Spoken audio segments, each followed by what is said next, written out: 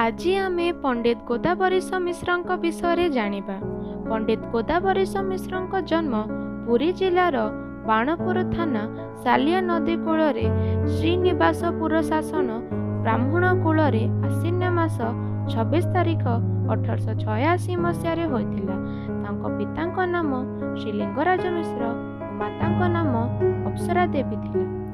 से दारिद्र्य विरोध में संग्राम करी उच्चतर डिग्री लाभ करथिले।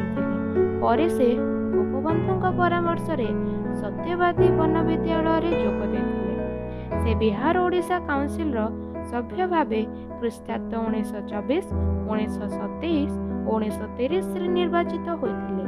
से मध्य परे पारला खेमुंडी महाराजांको मंत्रिमंडल 1941 रु 1944 रे शिक्षा और अर्ध विभाग मंत्री होते।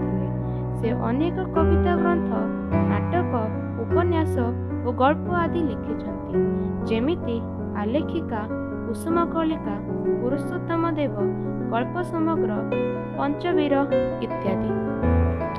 से तांको आत्मजीवनी अर्ध शताब्दीर ओडिशा और तहिरे मो स्थान पाई 1962 मसीह मरणोत्तर केंद्र साहित्य एकाडेमी पुरस्कार लाभ करिछन्ति। सेही महान व्यक्तित्व 69 वर्ष बयस 26 तारिख आषाढ़ मास 1956 इह लीला संवरण करथिले। धन्यवाद।